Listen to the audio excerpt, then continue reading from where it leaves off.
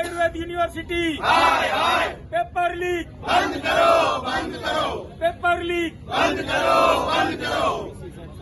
NSUI जिंदाबाद, NSUI जिंदाबाद, paper leak बंद करो, बंद करो। कपेली मासा हाय हाय, हाय हाय, हाय हाय, पेपर लीक बंद करो, बंद करो, पेपर लीक बंद करो, बंद करो, पेपर लीक बंद करो, बंद करो। हाय हाय, हाय हाय, हाय हाय, पेपर लीक बंद करो, बंद करो, पेपर लीक बंद करो, बंद करो, पेपर लीक बंद करो, बंद करो।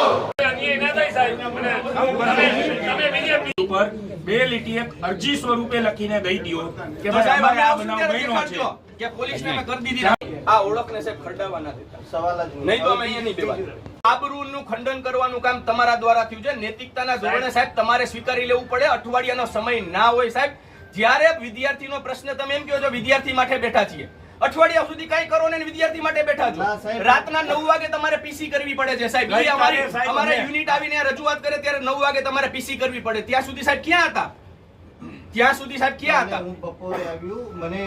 21 તારીખ કાલે સાહેબ 28 29 તારીખ 27 તારીખ સાહેબ તમે ક્યાં હતા? સાહેબ આ નાનો પ્રશ્ન નથી વિદ્યાર્થીના ભવિષ્યનો આ પ્રશ્ન. તમે તપાસ કરો છો તમે એમ કહો છો કે એક છોકરાના મોબાઈલમાં બે છોકરાના મોબાઈલમાં સાહેબ તમે પોલીસમાં અરજી કરી એફઆઈઆર નથી કરી અરજી કરી તમે પોલીસમાં કે તપાસ ચાલે છે યુનિવર્સિટી કક્ષાએથી અને પોલીસમાં પણ તમે ચાલે સાહેબ ફરિયાદ નોંધાવી ક્યારે દીધી કરી પોલીસમાં નોંધાવી નહીં. ક્યારે કરી જાણ થઈ ગઈ ક્યારે કરી સાહેબ ક્યારે કરી ગઈકાલે ગઈકાલે તો 7 દિવસ ક્યાં હતા સાહેબ, પોલીસે ના પાડી હતી તમને છે કે 24 તારીખનો પ્રશ્ન છે એક્ઝામ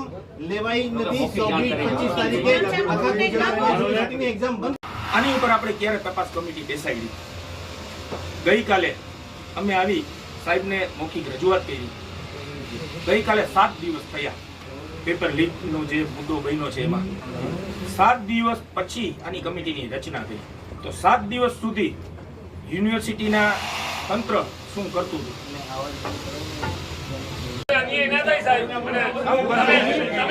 પેપર લીક થયું જ નથી સાહેબ એ તપાસનો વિષય છે નંબર 1 વસ્તુ અને મોડું કેમ થયું હું તમે એક વસ્તુ કહું યુનિવર્સિટી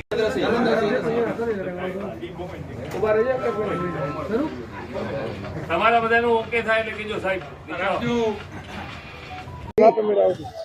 મહિપાલસિંહ જાડેજા જામનગર શહેર યુવક કોંગ્રેસ પ્રમુખ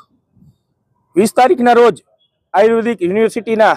BMS નું શૈલ્ય તંત્રનું પેપર લીક થયું હતું એવી જાણકારી અમને ગઈકાલે મળી હતી એના અનુસંધાને ગઈકાલે NSUIની યુથ કોંગ્રેસની ટીમ યુનિવર્સિટી ખાતે પહોંચી અને રજિસ્ટ્રાર સાહેબને મળી હતી અને આની માહિતી સાહેબને આપી હતી કે સાહેબ આવો બનાવ બનેલો છે ત્યારબાદ ગઈકાલે રાતે VC સાહેબે એક પ્રેસ કોન્ફરન્સ બોલાવી અને આની માહિતી બધાને આપી હતી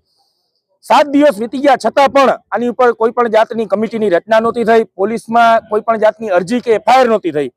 આના અનુસંધાને આજરોજ અમે VC સાહેબને લેખિતમાં આવેદનપત્ર આપી અને અમારી માગણીઓ મૂકી છે અમારી પહેલી માગણી તો એ જ છે કે સૌથી પહેલા આની ઉપર એક FIR દાખલ કરાવવામાં આવે બીજી માગણી એ છે કે આમાં જે પણ કોઈ સંડોવાયેલા હોય એમાં ખુદ VC સાહેબ પણ કેમ ના હોય જે પણ સંડોવાયેલા હોય એની ઉપર જે પેપર લીકનો નવો કાયદો બનાવવામાં આવ્યો છે એ તહેત એની ઉપર પગલાં લેવામાં આવે અને જે કોઈ પણ અધિકારીઓમાં સામેલ હોય એ પોતાની નૈતિક જવાબદારી સમજી અને રાજીનામું આપે સસ્પેન્ડ કરવામાં ના આવે પણ એ લોકો ખુદ રાજીનામું આપે અને એક મિસાલ બેહાડવામાં આવે કે પેપર લીક હજી નીટનો મુદ્દો હજી પૂરો થયો નથી દિલ્હીમાં જે યુવાનો જંતર મંતરમાં ભેગા હજી થયા હતા હજી એને 1 દિવસ વીત્યો નથી ત્યાં આજ ગુજરાતમાં નવું પેપર લીકનું એક કૌભાંડ બહાર આવ્યું છે